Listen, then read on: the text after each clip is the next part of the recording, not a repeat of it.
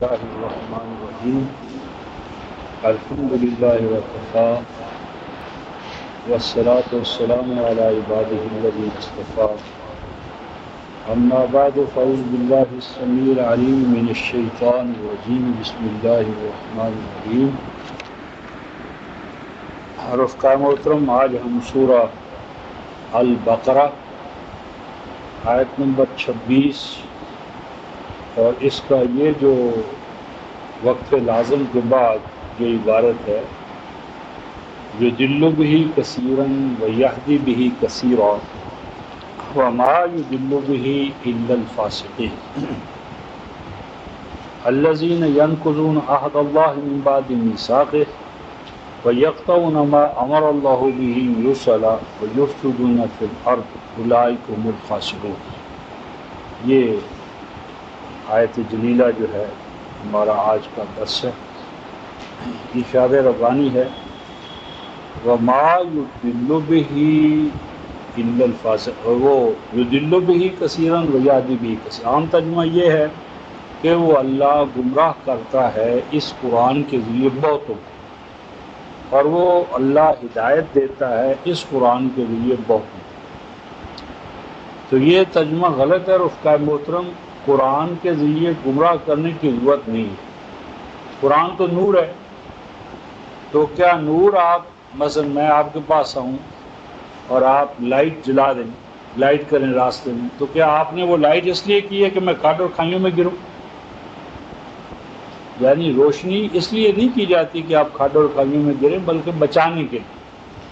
تو یہ ترجمہ غلط ہے کہ اللہ اس قرآن کو گمراہ کرتا ہے. گمراہ کرنے کے لیے کتاب بھیجنے کی ضرورت نہیں ہے، گمراہی تو پہلے ہی ہے. تو گمراہ کرنے کے لیے قرآن نازل کرنا ایک کار عبث ہے، اور اللہ تعالیٰ کی حکیمانہ شان سے یہ بعید ہے. اصل یہ ہے کہ یضل جو ہے یہ باب افعال میں سے ہے، باب افعال. اور باب افعال کا ایک خاصہ ہے وجدان. اس کا معنی ہوتا ہے قرار دینا، فیصلہ کرنا، فیصلہ دینا، کسی کو کسی حالت میں پانا اور اس پر حکم لگا دے.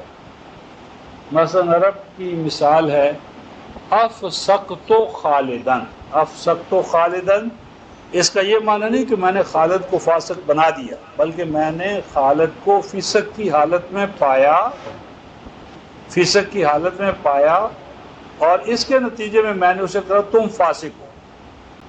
یعنی فسق کے اسباب و عوامل خالد نے خود اختیار کیے، میں نے تو اس کو اس حالت میں پایا، اور پانے کی وجہ سے میں نے وہ قرار دے دیا.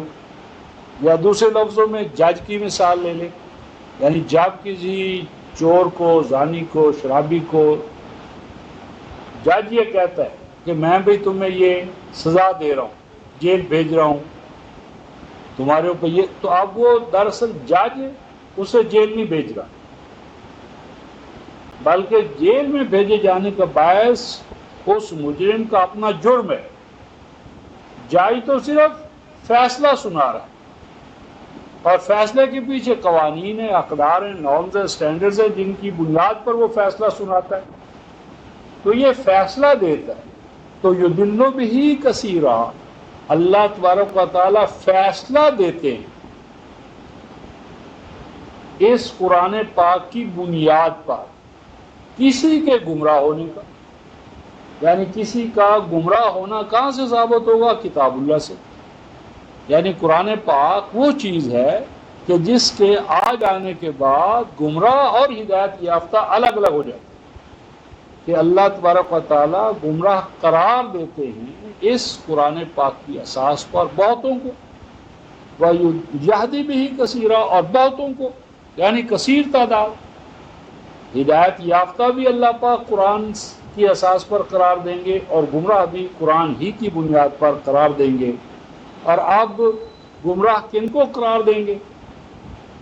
آگے ان کا بیان ہے وَمَا يُضِلُّ بِهِ إِلَّا الْفَاسِقِينَ، اور نہیں گمراہ قرار دیتے اور دیں گے وہ اللہ اس قرآن کے ذریعے مگر کن کو قرار دیں گے؟ فاسقوں. یعنی فاسق وہ ہیں کہ جو قرآن پاک کے فتوے کی بنیاد پر قرآن حکیم کی ہدایت سے، رہنمائی سے کوسوں دور ہے، گمراہ۔ اور فاسق کون ہوتے ہیں؟ یہ قرآن فہمی کا مستقل اصول ہے رفقا محترم کہ جہاں بھی قرآن میں کوئی چیز ال کے ساتھ آئے گی، پراپر ناؤن کے طور پر، ڈیفینٹ آرٹیکل، الفاسقین، الف لام ڈیفینٹ آرٹیکل، تو وہاں قرآن کا یہ کام ہے کہ وہ اس کو خود ڈیفائن کرے۔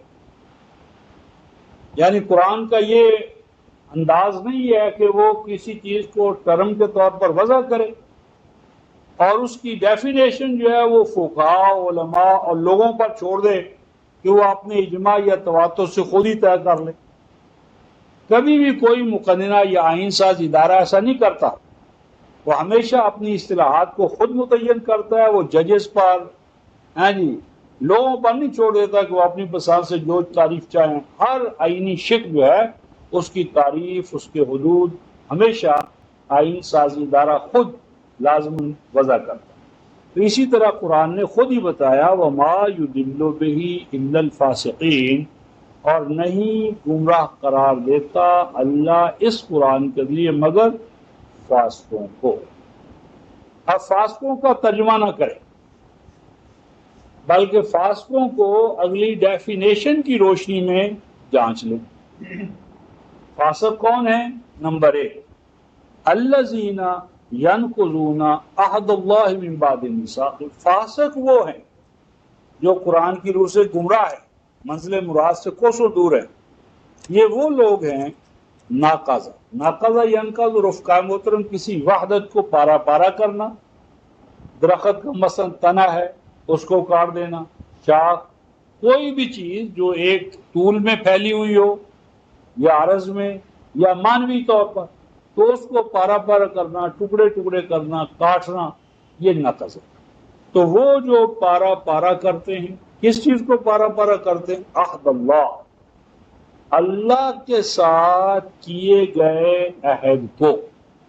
اور ابھی ہم دیکھیں گے وہ عہد الہی کیا ہے جو ہم نے، آپ نے سب نے کیا مومن ہونے کے بعد، اور یہ فاسق وہ ہیں جو اس عہد کو پارا پارا کرتے ہیں۔ تو جو توڑ دیتے ہیں اللہ کے ساتھ کیے گئے عہد کو من بعد میثاق، کہ جب وہ پختہ طریقے سے عہد کر چکے، تو فاسقوں کی پہلی پہچان رفقا محترم اللہ کے ساتھ کیے گئے عہد و پیمان کو پختہ کر لینے کے بعد توڑ دینا، یہ پہلی بات۔ نمبر 2، وہ یقطعون، اور ٹکڑے ٹکڑے کرتے ہیں، توڑ دیتے ہیں، بریک کرتے ہیں، ما ان چیزوں کو امر اللہ حکم دیا ہے اللہ تعالی نے بہی ان کے بارے میں، این یوصلا کہ ان کو جوڑ کی حالت میں رکھا جائے۔ یعنی کچھ چیزیں اللہ تعالیٰ نے جوڑا رکھی، ہر چیز ہی من کل شیء خلقنا زوجین، ہر چیز ہی قانون زوجیت پر قائم ہے، لیکن ان میں سے کچھ خاص چیزیں ہیں کہ جن کو اللہ تبارک و تعالیٰ نے جوڑا رکھنے کا حکم دیا۔ فاسقوں کی دوسری پہچان یہ ہے کہ جن کو اللہ تعالیٰ نے جوڑ کی حالت میں رکھا ہے، وہ ان جڑی ہوئی چیزوں کو توڑ دیتے ہیں۔ تو وہ جڑی ہوئی چیزیں کون سی ہیں وہ بھی ابھی ہم قرآن حکیم سے دیکھتے ہیں۔ نمبر 3، وَيُفْسِدُونَ فِي الْأَرْضِ، وہ زمین میں وہ نظام یا کام کرتے ہیں جس سے فساد پیدا ہو، یعنی زمین کو تباہ کرنے والے اعمال انجام دیتے ہیں۔ یہ 3 ہیں رفقا محترم فاسقوں کے بنیادی اعمال، بنیادی پہچان، بنیادی ان کی علامات، یعنی اللہ کے ساتھ کیے گئے عہد و پیمان کو ٹکڑے ٹکڑے کرنا، جوڑ کی حالت میں رکھی ہوئی چیزوں کو توڑ دینا، اور زمین میں فساد برپا کرنا۔ اولئک هم الخاسرون، فرمایا کہ یہ لوگ انجام کار ناکام ہوں گے، خسارہ اٹھائیں گے، ٹوٹا اٹھائیں گے، ناکام اور نامراد ہوں گے۔ اب اس کے بعد رفقا محترم ایک تو پہلی بات یذلو کے حوالے سے سمجھ لیں، یذلو یہاں بھی اور جہاں قرآن میں مثلا یذلو من یشاء ویہدی من یشاء، یہ ترجمہ غلط ہے کہ اللہ جس کو چاہتا ہے گمراہ کرتا ہے، جس کو چاہتا ہے ہدایت دیتا ہے۔ ایک آیت اس ضمن میں بنیادی طور پر سمجھ لیں تاکہ اس مسئلے کو سمجھانے میں آسانی ہو۔ ایک ہی آیت رفقائے محترم اس مسئلے میں اگر ہم اچھی طرح سمجھ لیں تو اس طرح کی تمام آیات کو سمجھنے میں خود بخود ہمارے لیے سہولت پیدا ہو جائے گی۔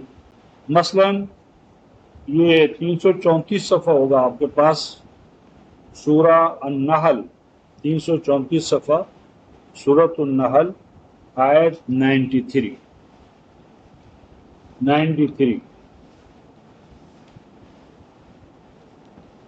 سورہ النحل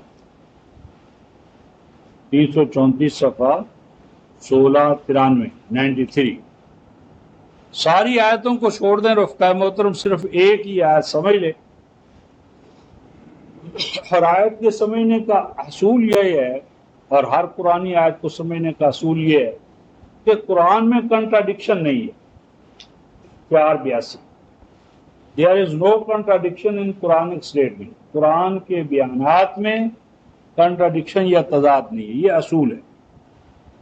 482 اس اصول کا حوالہ کیا ہے؟ سورہ النساء آیت 82 482 کہ لو کان من عند غیر اللہ، کہ اگر یہ قرآن اللہ کا کلام نہ ہوتا تو کیا ہوتا؟ لوجدوا فیہ اختلافا کثیرا، اس میں قدم قدم پر تمہیں اختلاف ملتا۔ تو قرآن میں اختلاف کا نہ ہونا اس کے کلام الہی کے بہت سے دلائل میں سے ایک دلیل ہے۔ اب یہ اصول ذہن میں رکھ لیں۔ اب اس کے بعد اس آیت کو پڑھیں، 93 آیت 334 صفحہ سورۃ النحل۔ وَلَوْ شَاءَ اللَّهُ، اور اگر اللہ چاہتا، لفظی ترجمہ، اور اگر اللہ چاہتا یا اگر اللہ چاہتے، لَجَعَلَكُمْ أُمَّةً وَاحِدَةً، تو وہ اللہ بنا دیتے۔ کن کو بنا دیتے؟ قوم، تمہیں کیا بنا دیتے؟ امتاً واحدہ، ایک ایسی امت جو ایک ڈگر پر چلنے والی۔ اگر اللہ کی مشیت ہوتی تو وہ تم سب کو ایک ہی ڈگر پر چلنے والی امت بنا دیتے۔ اس میں انڈرسٹوڈ ہے کہ اس نے ایسا نہیں کیا، کیونکہ ایسا ہوتا تو انسان حیوانی سطح پر آ جاتا۔ جس طرح حیوانوں کے پاس اختیار و ارادہ نہیں ہے، وہ اپنی جبلتوں کی بنیاد پر ایک ہی ڈگر پر چل رہے ہیں، تو اگر اللہ چاہتے تو ایسا کر سکتے تھے، لیکن انڈرسٹوڈ کیا ہے کہ آپ نے ایسا نہیں کیا۔ نمبر 2، یہ ایک آیت ہے رفقائے محترم، 2 آیتیں نہیں ہیں۔ اس آیت کا پہلا حصہ یہ ہوا۔ نمبر 2، وَلَٰكِن يُضِلُّ مَن يَشَاءُ وَيَهْدِي مَن يَشَاءُ، یہ آیت کا دوسرا حصہ ہے۔ لیکن وہ اللہ، لفظی ترجمہ ہم کر رہے ہیں جو روایات کا ہے، روایتی ترجمہ ہے، اور اس سے ہم دوسرے ترجمے کی طرف خود آ جائیں گے۔ لیکن وہ اللہ، لفظی ترجمہ یہ، وہ گمراہ کرتا ہے جس کو وہ اللہ چاہتا ہے، یہ ہمارا روایتی ترجمہ۔ یعنی شاہ ولی اللہ سے لے کر ابو الاعلیٰ مودودی صاحب، ماں امینہ سلسلہ، سب نے، لیکن وہ اللہ گمراہ کرتا ہے جس کو وہ اللہ خود چاہتا ہے۔ یعنی گمراہ کرنا کس کا کام ہے؟ اللہ کا۔ اللہ جس کو چاہتے ہیں گمراہ کر دیتے ہیں، یہ روایتی ترجمہ ہے، ہمارا ترجمہ نہیں ہے۔ وَيَهْدِي مَن يَشَاءُ، جس کو اللہ چاہتے ہیں ہدایت دے دیتے ہیں۔ یعنی ہدایت دینا یا گمراہ کرنا کس کا کام ہوا؟ اللہ کا۔ اللہ جس کو چاہتے ہیں ہدایت دے دیتے ہیں، جس کو چاہتے ہیں گمراہ کر دیتے ہیں، یہ ترجمہ ہو گیا۔ اللہ جس کو چاہتے ہیں گمراہ کرتے ہیں، جس کو چاہتے ہیں ہدایت دیتے ہیں۔ کیا معنی؟ گمراہ ہونا یا ہدایت یافتہ ہونا فرد کا کوئی کمال نہیں ہے، یہ تو اللہ کی مشیت پر ہے، جس کو چاہے گمراہ کر دے، جس کو چاہے ہدایت دے دے۔ اب یہ ترجمہ ہم ذہن میں رکھ لیں۔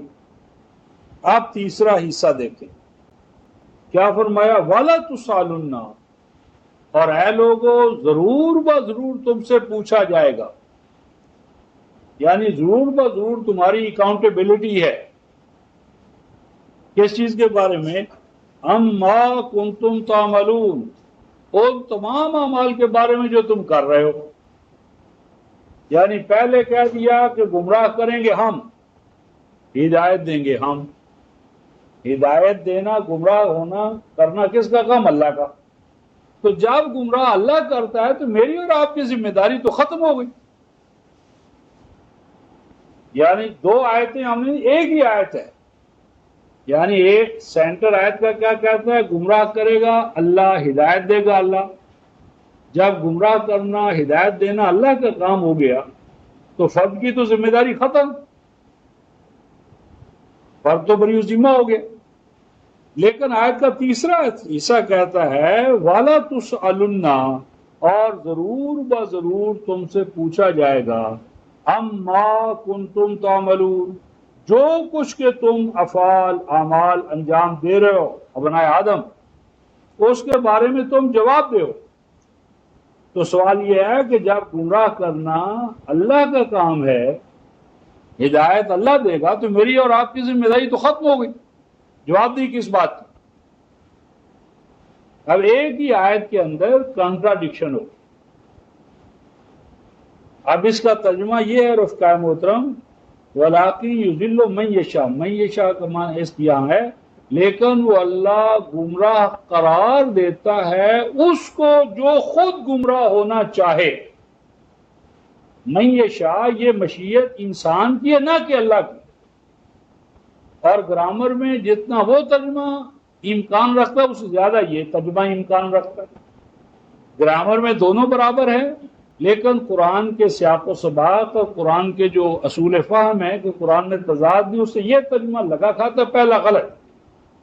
لیکن وہ اللہ گمراہ قرار دیتا ہے اس کو یا ان کو جو اپنے لیے گمراہی چاہیں، بندے خود، اور وہ اللہ ہدایت یافتہ قرار دیتا ہے ان کو جو اپنے لیے اللہ سے ہدایت کے طالب ہوں۔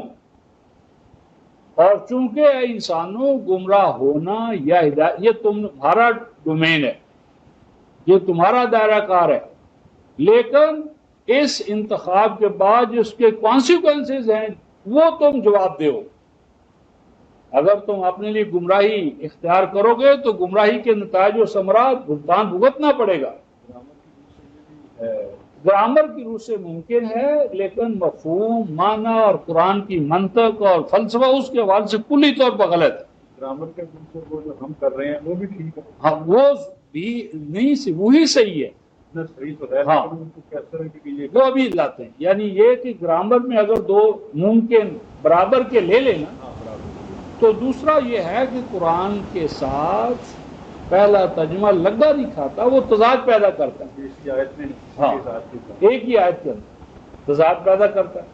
نمبر دو، اب ہم قرآن کی مزید کوئی ایک دو آیتوں سے بتاتے ہیں کہ مشیت گمراہ ہونے میں کفر و ایمان میں بندے کی ہے نہ کہ اللہ کی۔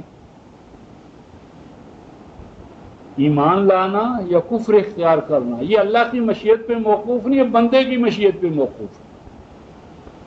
یہ مشیت بندے کی ہے نہ کہ اللہ کی۔ اس میں ایک حوالہ نوٹ فرمائیں، 1829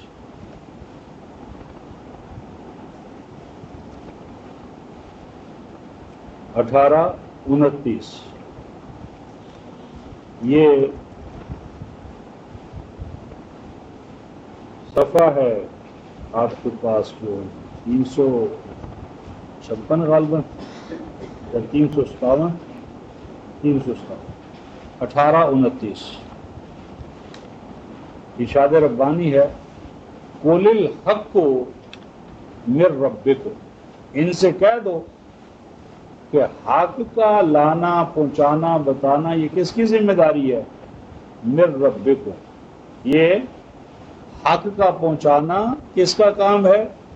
مِن رَبِّكُمْ، یہ تمہارے رب کا کام۔ حق سامنے لانا انبیاء کے توسط سے اپنے کلام کو، یہ اللہ کا ڈیوٹی یا فریض ہے۔ اور جب حق آ جائے تو آگے کیا فرمایا؟ فَمَنْ شَاءَ فَلْيُؤْمِنْ وَمَنْ شَاءَ فَلْيَكْفُرْ۔ اب یہاں من شاء بندہ مراد ہے، اللہ نہیں۔ فَمَنْ شاء، جو تم میں سے چاہے، یعنی یہاں مشیت بندے کی ہے نہ کہ اللہ کی، اللہ کا یہاں سوال ہی نہیں ہے۔ فَمَنْ شاء، پس جو تم میں سے چاہے خود وہ کیا کرے؟ فَلْيُؤْمِنْ، وہ مومن بن جائے۔ اور آگے فرمایا وَمَنْ شَاءَ فَلْيَكْفُرْ، اور جو تم میں سے چاہے وہ کفر اختیار کر لے۔ یعنی کفر کو اور ایمان کو اللہ تعالیٰ نے بندے کی مشیت پہ موقوف کی ہے۔ یہ نہیں کہا کہ ہم جس کو چاہیں گے مومن بنائیں گے، ہم جس کو چاہیں گے کافر بنائیں گے۔ فرمایا حق ہم پہنچا دیں گے، اور حق کے پہنچ جانے کے بعد جو تم میں سے چاہے مومن بن جائے اور جو تم میں سے چاہے وہ کافر ہو جائے۔ کفر اور ایمان گویا اس میں کس کی مشیت ہے؟ بندے کی، نہ کہ اللہ کی۔ کفر اور ایمان، گمراہ ہونا، ہدایت یافتہ ہونا، یہ تمام تر موقوف ہے بندوں پر، نہ کہ اللہ۔ یعنی وہاں فرمایا تھا کہ تمہیں اختیار ہے، ہدایت قبول کرو یا گمراہی، لیکن کانسیکوینسز بھگتان بھگتنا پڑے گا۔ یہاں ہم نے 18-29 میں دیکھا کہ کفر و ایمان کس کے حوالے سے ہے؟ بدر، کہ جو تم میں سے چاہے یہ اور جو تم میں سے چاہے وہ۔ اچھا، اب اس کے بعد اللہ تعالی نے ایک بات کو بہتان عظیم قرار دیا ہے۔ بہتان عظیم کس بات کو؟ کہ کرے کوئی برا کام یا برا فعل اور منسوب کر دے وہ اس کی طرف جس نے وہ نہیں کیا، ذمہ داری اس پر ڈال دے۔ اب قرآن اسے بہتان عظیم قرار دے۔ اب اگر اللہ ایک بات کو بہتان عظیم قرار دیتا ہے اور خود اللہ کیا کرے کہ کام خود کرے اور ذمہ داری بندوں پر ڈال دے، یہ اللہ کی شان سے بعید۔ مثلا 4:111 یہ صفحہ غالباً 116 ہے، 116 سورہ النساء۔ وَمَن يَكْسِبْ خَطِيئَةً أَوْ إِثْمًا ثُمَّ يَرْمِ بِهِ بَرِيئًا فَقَدِ احْتَمَلَ بُهْتَانًا وَإِثْمًا مُبِينًا۔ 4:111۔ اور فرمایا اور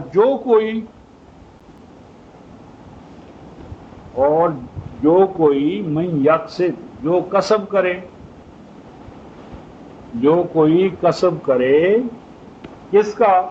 خطیئتاً، گناہ کا، نافرمانی کا، برے کام کا، اور اسمن، گناہ کرے یا کوئی خطا کرے خود، ثم یرمی بھی بریئن، پھر وہ پھینک دے اس کی طرف جس نے وہ کام نہیں کیا، بریئن، بری ذمہ، یعنی ایک شخص خود برائی کرے اور پھر ڈال دے اس کی ذمہ داری اس پر جس نے وہ کام نہیں کیا، ثم یرمی بھی بریئن، پھر ڈال دے وہ اس ذمہ داری کو اس شخص کی طرف جو بری ذمہ ہے، تو کیا ہوگا؟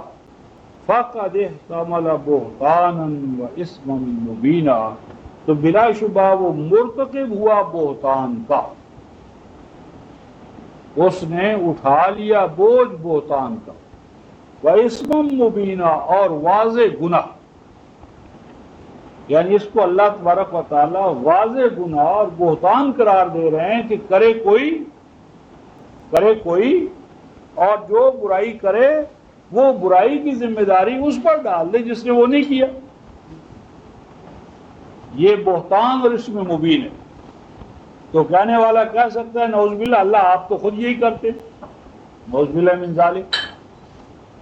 ہمارا شاعر کیا کہتا ہے؟ ناحق ہم مجبوروں پر تہمت ہے مختاری کی کرنے کو سب آپ کرے ہیں، ہم کو بس بدنام کیا۔ یہ ہمارا ذہن، کرنے کو سب آپ کرے ہیں، ہم کو بس بدنام کیا، یعنی کرنا کرانا تو اسی نے ہے، ہمیں بدنام کرتا ہے۔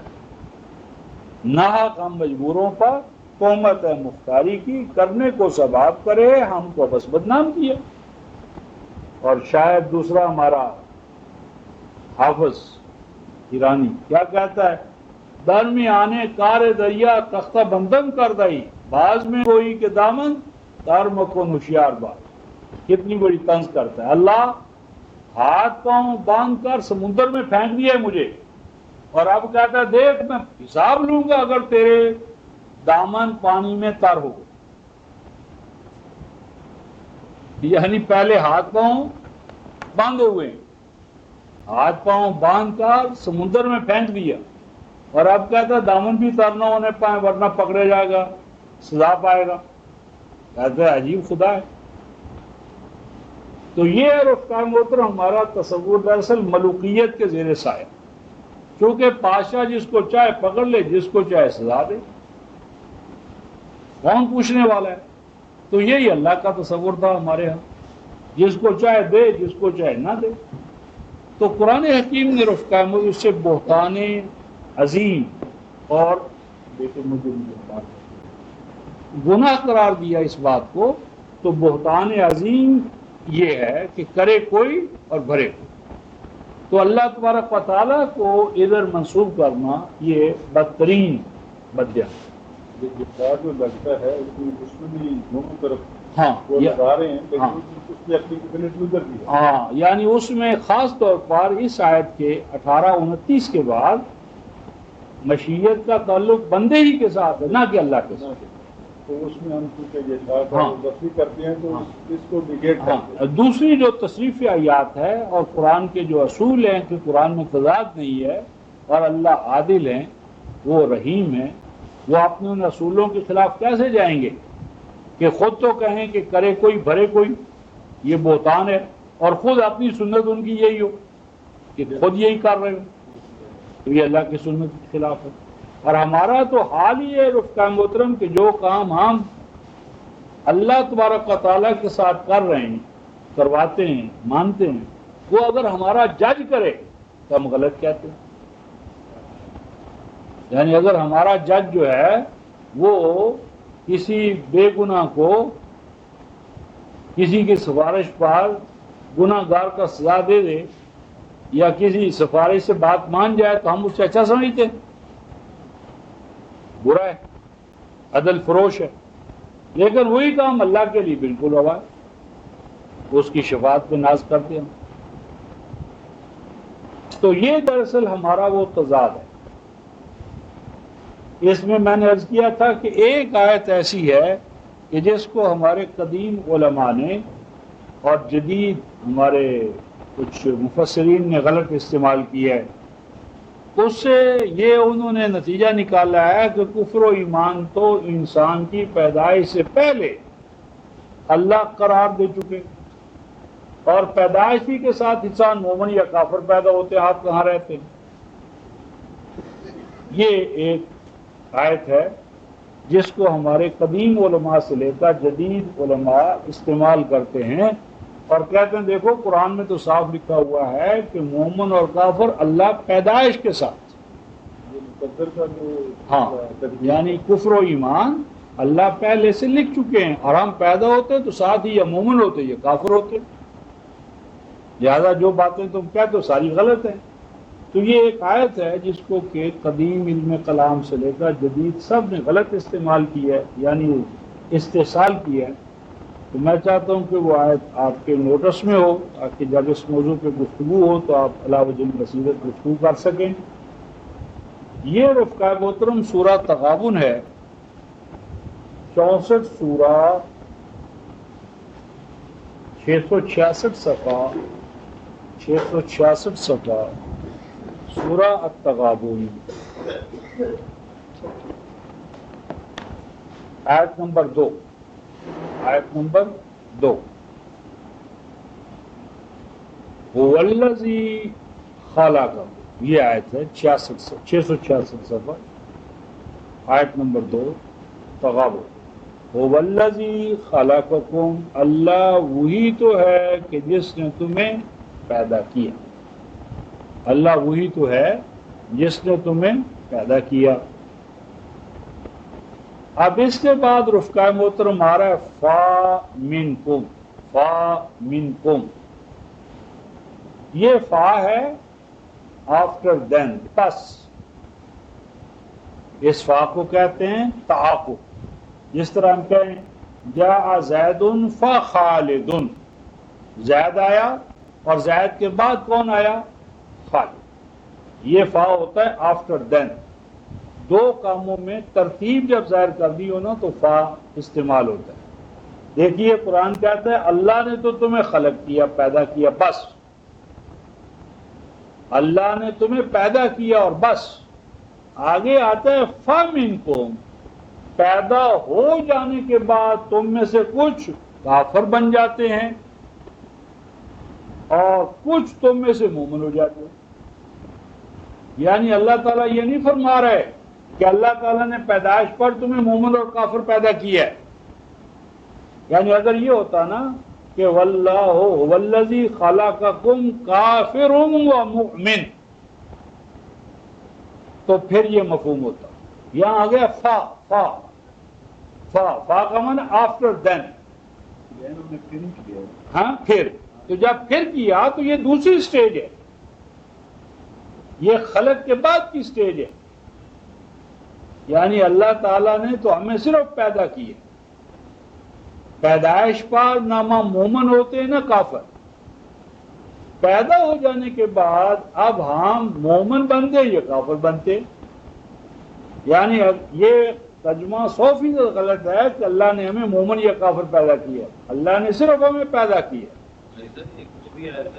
سب کو مسلمان پیدا کیا. کہاں؟ سب کو مسلمان، اللہ نے تو سب کو مسلمان ہی پیدا کیا. یہ حدیث ہے. اور اس اسلام سے مراد وہ شرعی اسلام نہیں ہے. مراد وہاں پر یہ ہے کہ اللہ تبارک و تعالیٰ تمہیں صحیح فطرت کا، صحیح حالت کا، بغیر کسی نقص کے، کمزوری کے. اگر وہ اللہ تعالیٰ ہمیں اسلامی کی حالت پر پیدا کرے تو پھر رسولوں کو بھیجنے کی کیا ضرورت ہے؟ بھیڑ بکریاں جب اپنے اسلام پر ان کی طرف نبی نہیں آتے.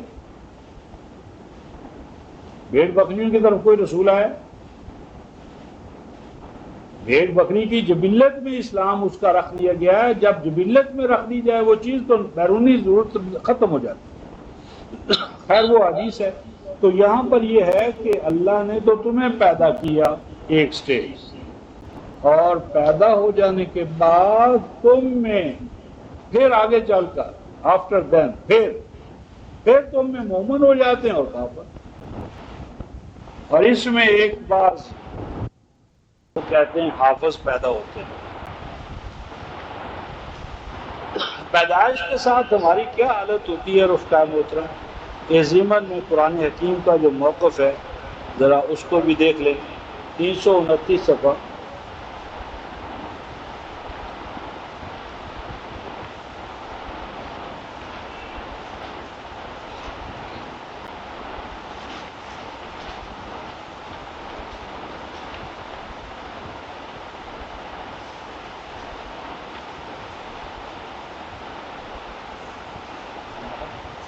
ہاں سورۃ النحل.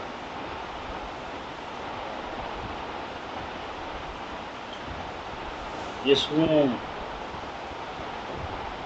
ایک لفظ آتا ہے کہ نخرجکم من بطون امہاتکم لا تعلمون شیئا. کیا نمبر ہے؟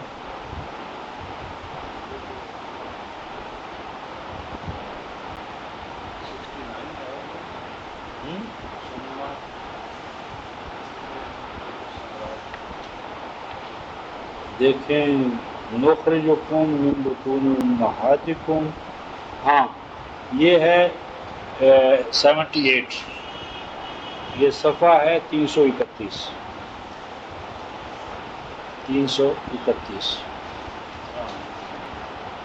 واللہ اخرجکم من بطون امہاتکم لا تعلمون شیئا وجعل لكم السمع والابصار والافئدہ لعلکم تشکرون.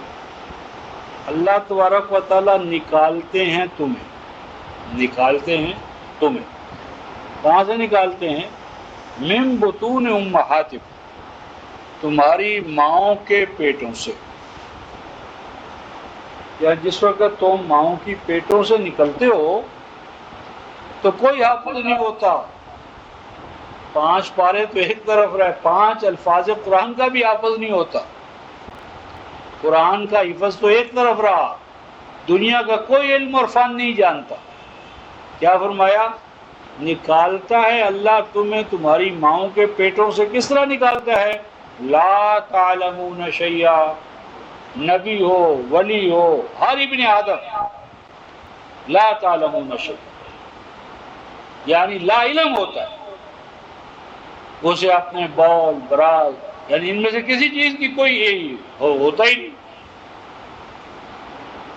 یعنی یہ ماں باپ کا ماحول ہے جو اسے بتاتا ہے کیا ہے، کہ یعنی لا تعلمون شیئا، نہیں جانتے ہو تم کچھ بھی، شیئن یعنی من القرآن، من العلم، من الحکمہ، کوئی چیز تم نہیں جانتے جب اللہ تمہیں تمہاری ماؤں کے پیٹوں سے نکالتا ہے. کیوں؟ ہاں وہ دیکھیں گے قرآن سے، ہاں وہ قرآن سے دیکھیں گے. تو لا تعلمون شیئا، تم کچھ نہیں جانتے ہوتے. آگے فرمایا وَجَعَلَ لَكُمُ السَّمْعَ وَالْأَبْصَارَ وَالْأَفْئِدَةَ، تمہارے پاس علم کہاں سے آتا ہے؟ اور وہ اللہ ٹھہراتا ہے تمہارے لیے سننے کی صلاحیت. سمع کو مقدم کیا رفقائے محترم دیکھنے پر. اس پر بہت بحث علامہ اقبال نے کی ہے ریکنسٹرکشن میں، 5واں خطبہ، principles of movement and the structure of Islam. اتنا سمجھ لیں کہ جو ایمان ہے، ایمان، اس کا نقطۂ آغاز سمع ہے. کیوں؟ کہ اس کا آغاز ہے وہی میرے اور آپ کے لیے آنکھوں دیکھی حقیقت نہیں ہے بلکہ کانوں سنی بات. نبی کے لیے وہ آنکھوں دیکھی ہے اور کانوں سنی ہے نبی کے لیے. غیر نبی کے لیے اس کا آغاز سمع سے. اور نمبر 2، میری اور آپ کی جو آئیڈینٹیفیکیشن ہے کہ آپ کس کے بیٹے ہیں، آپ کا باپ کون ہے، یہ آپ کی آنکھوں دیکھی حقیقت ہے. اس کا آغاز ایک ماں کی شہادت ہے. ایک عورت ہے، عورت آپ کو بتاتی ہے تمہارا باپ وہ ہے، ورنہ دنیا کی کوئی شہادت آپ کے اور میرے پاس ہے کہ میں اسی کا بیٹا ہوں. تو ہمارے مادی وجود کا جو آئیڈینٹیفیکیشن کا پروسیس ہے وہ بھی شہادت سے چلتا ہے، سمع سے چلتا ہے. اور تیسری بات یہ ہے کہ سمع کا تعلق تاریخ کے ساتھ، یعنی ہمارا جتنا تاریخ کا ماضی کا عمل ہے وہ ہماری سمع ہے. تو سمع جو ہے یہ پہلی چیز ہے، بصر دوسری چیز ہے. اور سمع اور بصر کا ماحصل، اس کو جانچ پرکھ کرنا، ویریفیکیشن کرنا، یہ فؤاد. فؤاد یہ فعدہ کا اصل معنی ہوتا ہے پکانا، بھوننا. فعد اللحم، گوشت کو بھوننا، قابل ہضم بنانا. تو یہ سمع اور بصر میں غلطی ہو جاتی ہے.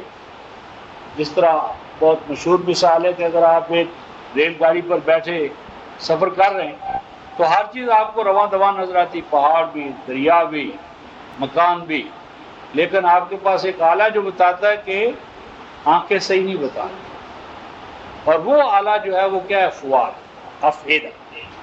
یعنی سمع اور بصر کا جو آبزرو ڈیٹا ہوتا ہے اس کی ویریفیکیشن کے لیے یا اس کی غلطی نکالنے کے لیے، صحت کو جانچنے پرکھنے کے لیے کیا ہے؟ فؤاد. اور آگے کیا فرمایا رفقائے محترم؟ لعلکم تشکرون. یہ سمع، بصر اور فؤاد تاکہ تم اسے بھرپور طریقے سے اور صحیح طریقے سے کام میں لاؤ. دوسرے مقام پر فرمایا قلیلا ما تشکرون. تم نے تو سمع، بصر اور فؤاد کا بھی استعمال ہی نہیں کیا، بہت کم کیا ہے. ایک انسان کو نارمل طور پر ایک بچے کو جو برین سیلز ملتے ہیں اور ان میں سے آئنسٹائن جیسا انسان جو استعمال کرتا ہے، اہل علم کا یہ بیان ہے کہ آئنسٹائن جیسا بھی لکھوں کا میں سے صرف 3 استعمال کرتا ہے، 3 یا 4. تو وہ کیا دور ہوگا رفقائے محترم کہ انسان تمام برین سیلز کو یوٹیلائز کرنے کا لوگے. تو وہ جو کس نے کہا کہ 3 یا 4 سیل اس میں یعنی وہ جو یعنی برین سیلز کے جو امکانات ہیں نا، ان کے جو گچھے یا جو وجود ہے اس کی جو کثرت ہے، یعنی یہ جو دماغ پر جو کام پوری ایک سائنس بنی ہے، تو سائنس کے اندر جو تحقیق ہے، مطالعہ ہے، وہ بتاتا ہے کہ اتنے لا تعداد برین سیلز ہیں تو ان کا استعمال، ایک انسان اپنے ہی برین سیلز کو استعمال کرنا ہے تو اسے کئی صدیاں درکار۔ تو قرآن بہرحال میں کہنا ہی چاہتا تھا کہ ماں کے پیٹ سے جب ہم نکلتے ہیں لا تعلمون شیئا، اور اس ضمن میں ایک اور ہاں سورہ یونس میں ذرا دیکھیں، سورہ یونس 10ویں سورہ 264 صفحہ 264 صفحہ 99 100 99 اور 100 ارشاد ربانی ہے وَلَوْ شَاءَ رَبُّكَ، یہ اب ایک اور حوالے سے ہم اسی بات کو کہہ رہے ہیں، وَلَوْ شَاءَ رَبُّكَ، اور اگر تیرا رب چاہتا تو پھر کیا ہوتا،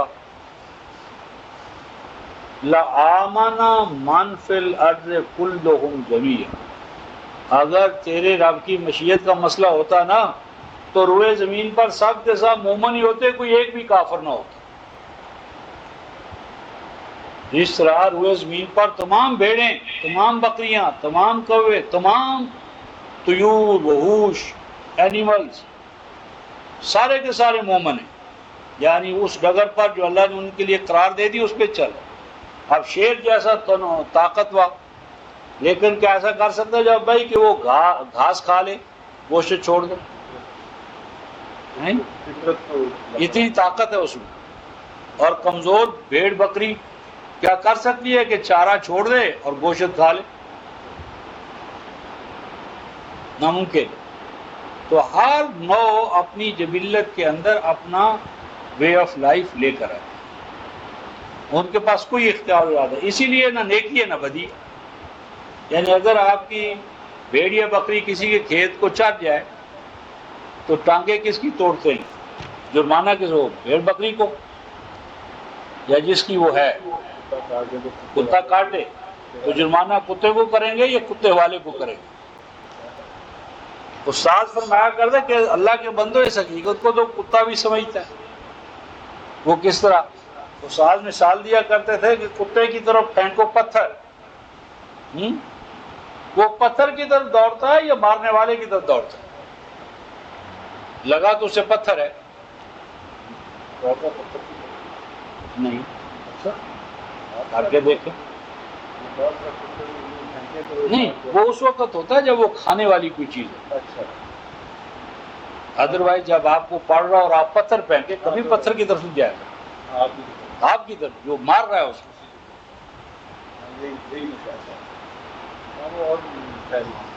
تو یہ جو ہے کہ وہ بھی جانتا ہے کہ پتھر اگرچہ لگا ہے مجھے لیکن مارا اس نے ہے، ذمہ دار وہ ہے۔ تو قرآن کہتا ہے اگر تیرا رب چاہتا، اگر اس کی مشیت پہ موقوف ہوتا تو من فی الارض کل کے کل کون ہوتے؟ مومن۔ اور آگے کیا فرمایا؟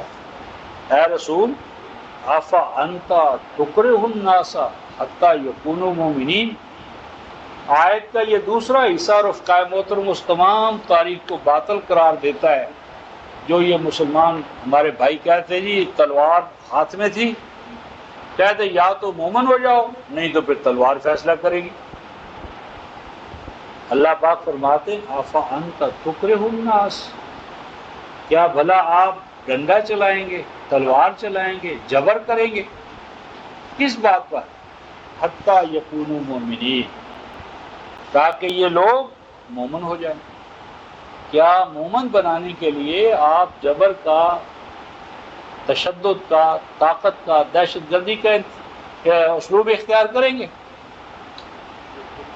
یہ استفہام انکاری ہے۔ یہ لفظ جو ہے یہ پراپر اس کا کیا میننگ؟ کس کا؟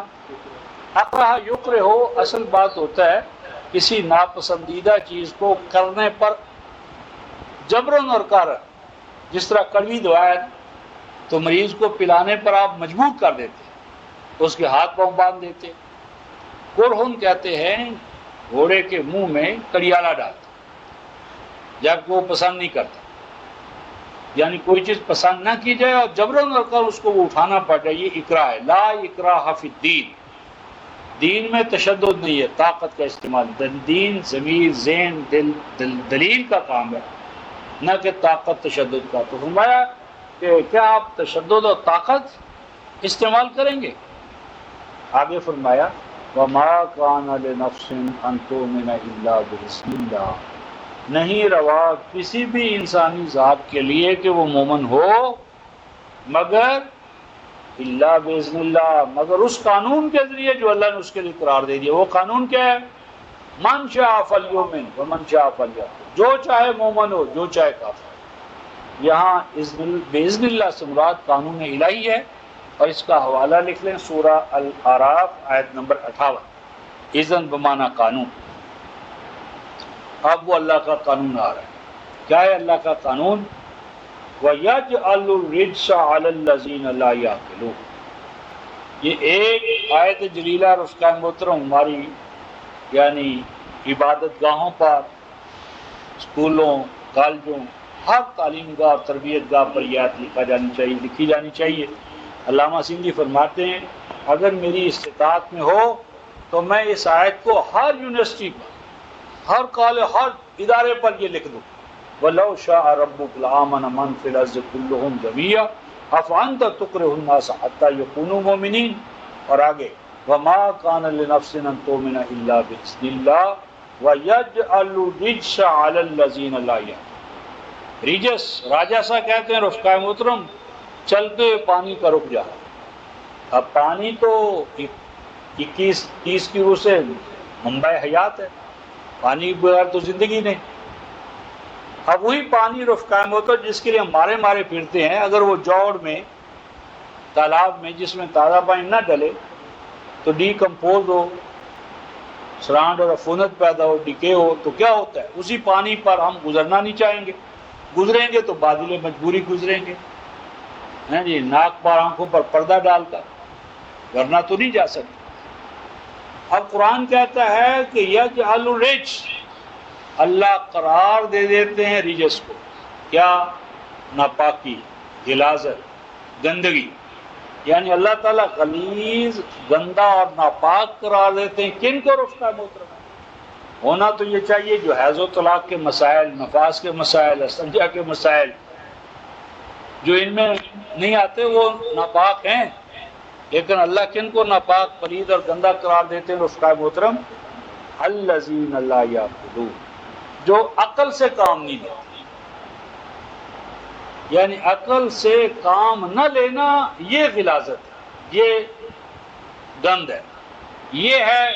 اور آج پورا عالم اسلامی سر سے پاؤں تک اس میں ڈوبا، یعنی فکری غلاظت جتنی اس وقت امت مسلمہ کے پاس نام نہاد کہیں نہیں۔ یعنی وہ عقل و بصیرت سے کام لے کر اعمال الہی میں غور کر کے چاند پہ پہنچ گئے، اور ابھی ہم اس بات کو الجھ رہے ہیں ان کے مسائل میں، وہ آپ کے سامنے یجعل الرجس علی الذین لا یعقلون۔ اب یہ جو آیا تھا کہ افانت تکرہ الناس حتی یکونوا مؤمنین، کہ کیا آپ ڈنڈا چلائیں گے، طاقت استعمال کریں گے؟ تو ایک سے بات ہوئی تو انہوں نے کہا ہاں جی رسول تو ایسا ہی کریں گے کیونکہ یہی تاریخ ہے۔ انہوں نے کہا اسلام نہیں تو تلوار، کہتے تاریخ یہی تو رسول استفہام انکاری آپ کہتے ہم نہیں مانتے، وہ کہتے ہم نہیں مانتے، ہم کہتے نہیں آپ ایسا ہی کریں گے۔ تو جس وقت انسان کوئی ضد اور تعصب پہ اتر آئے تو اس کا جواب کسی کے پاس نہیں۔ لیکن یہ اللہ کا کلام ہے، اللہ کا کلام اس طرح کے چور دروازوں کو ختم کرتا ہے، بشرطے کہ ہم تصریف آیات کے تحت کلام الہی کے ان مقامات سے باخبر۔ مثلا اب یہ استفہام انکاری ہے یا رسول کا طرز عمل یہی ہے کہ تشدد، پرسیکیوشن، ایگزرشن نہیں۔ ہمارا کام ہے چاہو، ہمارا کام سمجھانا ہے، بتانا ہے، ماننا نہ ماننا تمہارا کام ہے۔ اس ضمن میں قرآن حکیم میں سے ایک مثال آپ کے سامنے پیش کرتا ہوں رفقائے محترم، پھر قرآن کی آزادی ذہن و ضمیر، دین، مذہب، اس کا اندازہ کریں۔ 226 صفحہ 226 صفحہ سورہ التوبہ، 226 صفحہ آیت نمبر 9-6 دیکھیے قرآن کیا کہہ رہا ہے۔ وَإِنْ أَحَدٌ مِّنَ الْمُشْرِكِينَ، اور اگر کوئی ایک، دو تین نہیں، تنہا ایک اکیلا، کن میں سے؟ من المشرک، مشرکوں میں سے، یعنی جو جانا پہچانا مشرک، کوئی ایک تنہا، دو تین جماعت جتھا نہیں، اگر ایک بھی مشرکوں میں سے آ جائے آپ کے پاس، کیوں آ جائے؟ استجارک، وہ آپ سے پروٹیکشن طلب کرے، مشرک آ جائے اور کہے جی مجھے شیلٹر دو، مجھے پروٹیکشن دو، تحفظ چاہیے مجھے، ایک آ جائے تو کیا کرو؟ فَأَجِرْهُ، تو رسول کو پابند کیا جا رہا ہے کہ اے رسول واجب ہے آپ پر کہ اسے پروٹیکشن دے دیں۔ اب رسول پر واجب ہوا کہ وہ پروٹیکشن دے، کس کو؟ مشرک۔ اور پروٹیکشن کیوں دے رفقہ محترم؟ حتی یسمع کلام اللہ، تاکہ وہ اللہ کے کلام کو سن سکے۔ اب دیکھیں یہ اللہ کا کلام کون سنائے گا اس دور میں؟ محمد رسول اللہ، انہی سے پناہ مانگ رہا ہے، وہ موجود ہے۔ قرآن بھی عربی میں، سنانے والے بھی افضل العرب محمد رسول اللہ، جن پر قرآن نازل، اور سننے والا کون ہے؟ عرب۔ سنانے والا افضل العرب، سننے والا عرب، اور کلام کس میں؟ عربی زبان میں۔ نہ سنانے والے میں کوئی گڑبڑ ہو سکتی ہے، نہ سمجھانے میں، نعوذ باللہ محمد رسول اللہ کے یہاں کوئی نقص ہے، کمزوری ہے، کیونکہ ان پر قرآن نازل ہوا ہے۔ اب وہ اس مشرک کو جو حفاظت میں ہے آپ کی، قرآن سناتے ہیں، سمجھاتے ہیں، بتاتے ہیں، ان سے بڑھ کر تو کوئی سمجھانے والا بتانے والا نہیں ہو سکتا جاؤ بھائی، کہ سمجھانے بتانے میں کوئی کمی رہ جائے۔ محمد رسول اللہ کے ہاں تو کمی کا امکان نہیں، کلام عربی، ان پہ نازل ہوا، اور سمجھنے والا عرب، ہر تقاضا پورا ہو گیا۔ اب قرآن کہتا ہے کہ اگر وہ کہے کہ میں نہیں مانتا، میں مطمئن نہیں ہوا، میں تسلیم نہیں کرتا آپ کے اس قرآن کو، اسلام کو، کیا کہتا ہے؟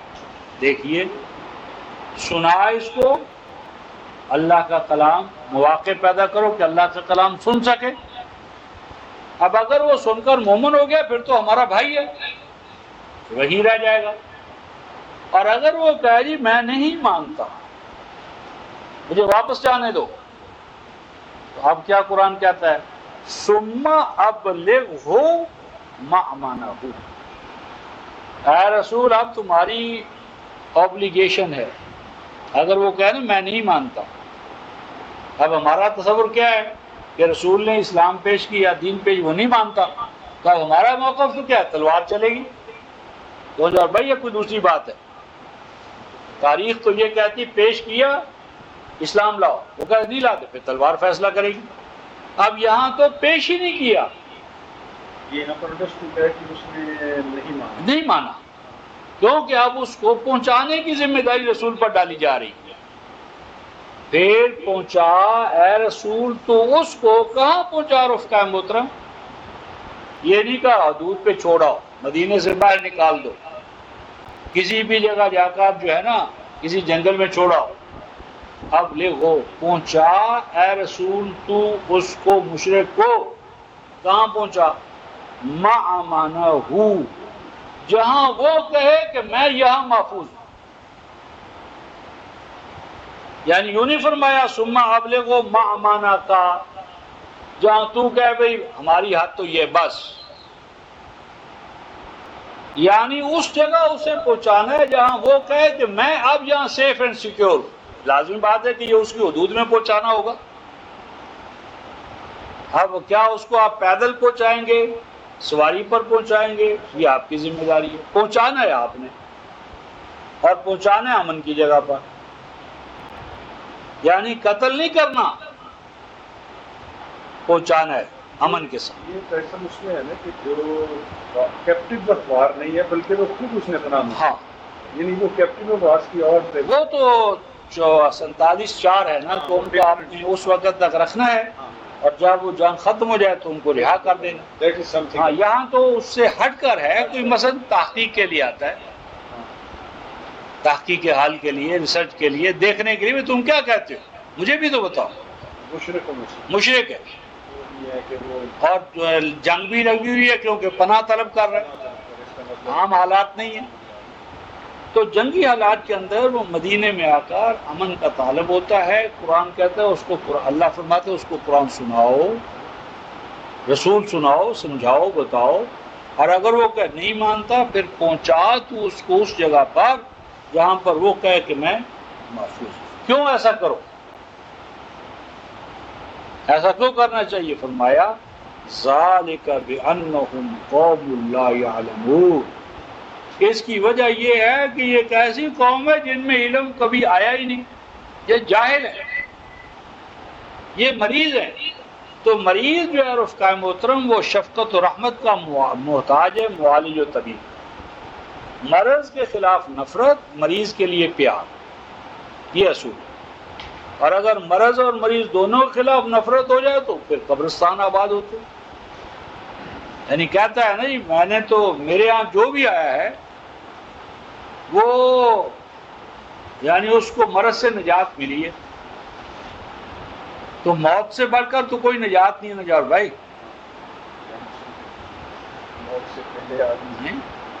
یعنی جتنے یہ قبرستان میں ہیں میرے ہی مارے ہوئے شفایاب ہوئے، تم پہنچے ہیں نا.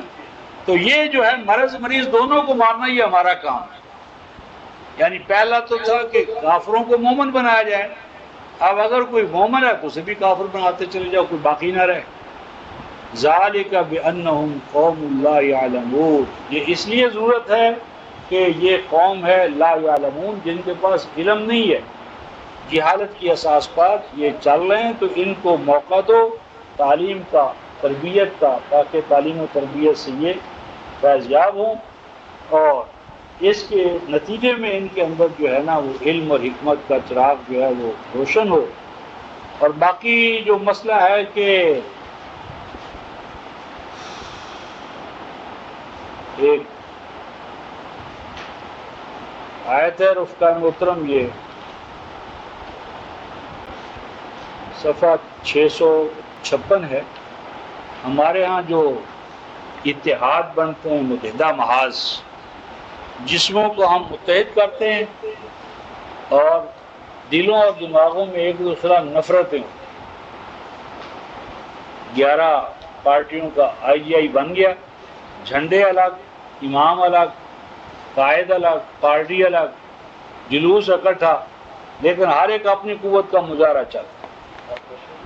ہاں، سورہ الحشر آیت نمبر 14 فرماتے ہیں کہ لا یقاتلونکم جمیعا. ان سے کبھی توقع نہیں کہ یہ متحد ہو کر تمہارے خلاف جہاد کریں. یہ اس وقت کے مشرکین، یہود، نصارہ، ان کی بات ہو. آج یہ ہمارا حال ہے. الا فی قرى محصن، جام کر مقابلہ ان کے بس کا بس. ہاں، گڑیوں میں، کمین گاہوں میں، قلعوں میں محفوظ ہو کر کرتے رہیں تو کرتے رہیں.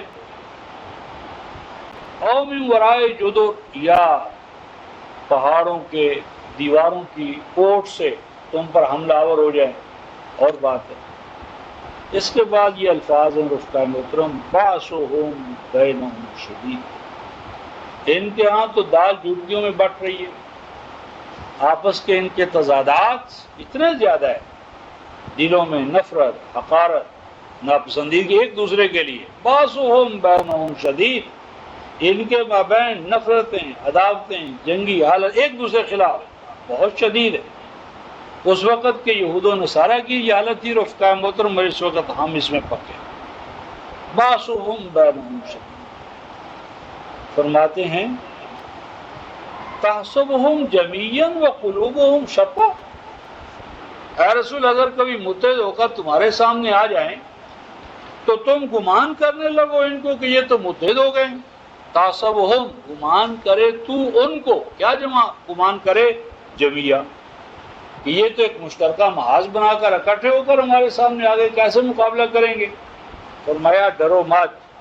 قلوبہم شتیٰ، فرمایا جسمانی طور پر متحد ہیں اور دل اور دماغ میں ایک دوسرے سے الگ تھلگ ہیں. دلوں میں نفرتیں ہیں، الگ الگ جھنڈے ہیں، الگ الگ پارٹیاں ہیں، الگ الگ چندے ہیں. ہاں جی، صرف ایک ذات کو، ایک ہاں جی نواز شریف کو مثلا اتارنے کے لیے یا کسی کو اتارنے کے لیے متحد ہو گئے. باقی دلوں میں تو ایک دوسرے کے خلاف نفرتیں اور حقارتیں اسی طرح ہیں. قلوبہم شتیٰ، کٹے ہوئے اور بٹے ہوئے ان کے دماغ. اتحاد ہے، وحدت ہے جسموں میں، اور کٹے اور بٹے ہوئے ہیں کیا؟ دل اور دماغ. تو اتحاد ہوتا ہے رفقا محترم فکر کی وحدانیت، فکری ہم آہنگی، فکری یکسانیت. فرمایا فکر تو متحد نہیں کرتا، خطرے نے جسموں کو متحد کر دی ہے. جانتے ہیں کہ بھئی اس شیر کا مقابلہ نہیں کر سکتے، اس تنا تو سارے متحد ہو جاؤ، پٹ جاؤ یکلخت. تو قلوبہم شتیٰ، دل دماغ ان کے الگ الگ ہیں. اور یہ رفقا محترم جسموں کا اتحاد اور دل اور دماغ کا افتراق، یہ کس قوم کی پہچان ہے؟ ذالک بانہم قوم لا یعقلون. اس کی وجہ یہ ہے کہ یہ ایک ایسی قوم ہے جس نے کبھی عقل سے کام ہی نہیں لیا. یہ لا یعقل قوم ہے، عقل سے کام لینے. عقل ان میں ہوتی تو پہلے فکر اور عقیدے کا اشتراک قائم کرتے، جسموں کا اتحاد خود بخود پیدا ہو جاتا. یہ جسم متحد کر لیے انہوں نے، صف میں کھڑے ہو گئے.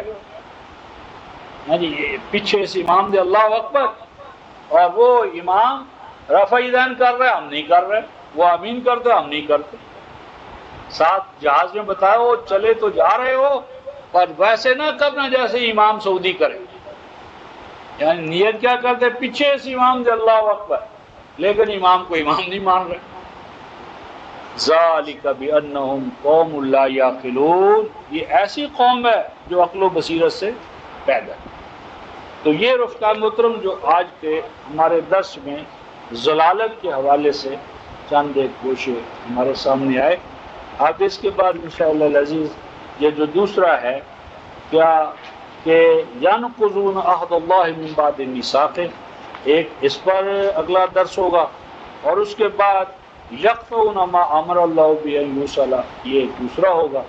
اور پھر فساد فی الارض اور خسارے پر تو صرف یہ بتائیں گے کہ کن کن چیزوں کو اللہ تعالیٰ نے اپنے کلام میں خسارہ قرار دیا ہے.